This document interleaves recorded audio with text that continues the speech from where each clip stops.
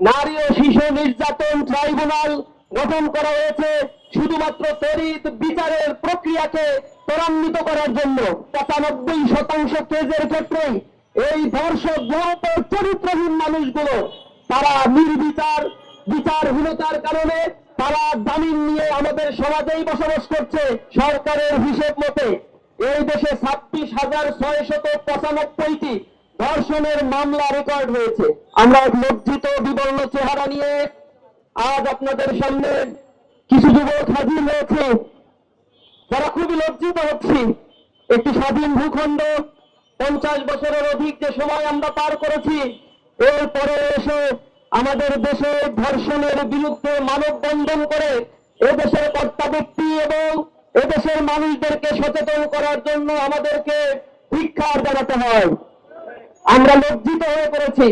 আজ যখন আসিয়ার দিকে আমরা তাকাই, তিনি বাইরের কোনো মানুষের দ্বারা দর্শিতা হন নাই, তার ঘরের মধ্যে ওই নারীর জন্য নিরাপদ অবস্থান তৈরি করতে সমাজ ব্যবস্থা পারে নাই।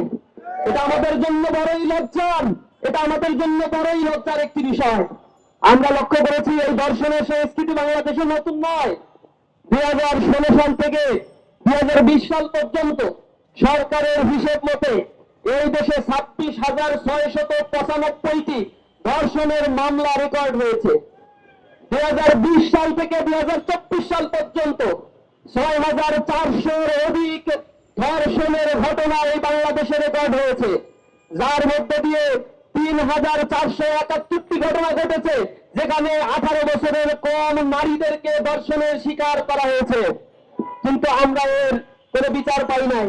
গত ফেব্রুয়ারি মাসের ঘটনা, শুধুমাত্র গত মাসের ফেব্রুয়ারি মাসে 72 শিশু এবং 117টি নারী ধর্ষণের ঘটনা সহ 189টি নারী নির্যাতনের ঘটনা এই স্বাধীন ভূখণ্ডে পত্র পত্রিকার মাধ্যমে আমরা জানতে পেরেছি। আমরা আরো বেশি লজ্জিত যখন আমরা দেখি নারী ও শিশু নির্যাতন ট্রাইব্যুনাল গঠন করা হয়েছে শুধুমাত্র তড়িৎ বিচারের প্রক্রিয়াকে ত্বরান্বিত করার জন্য। কিন্তু আমরা লক্ষ্য করেছি নারী ও শিশু নির্যাতন এই ট্রাইব্যুনালে প্রতি 5 বছরে এভারেজে 30,000 বা 32,000 মামলা এখানে দায়ের করা হয়।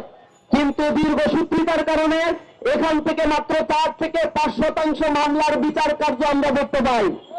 বাদ বাকি 95% কেসের ক্ষেত্রেই এই ধর্ষক গুরুতর চরিত্রহীন মানুষগুলো তারা নির্বিচার বিচারহীনতার কারণে তারা জামিন নিয়ে আমাদের সমাজেই বসবাস করছে এবং একের পর এক ধর্ষণের ঘটনা ঘটিয়ে তারা গর্ব সহকারে কোনো না কোনো রাজনৈতিক আশ্রয় নিয়ে তারা এই সমাজে দুই তরফে অবস্থান করে। আমরা হিলো কালচারের পরিবর্তনের জন্য তীব্র আন্দোলন করে তুলবো ইনশাআল্লাহ। শাইনি চুলে এখন হবে সব হেয়ারস্টাইল।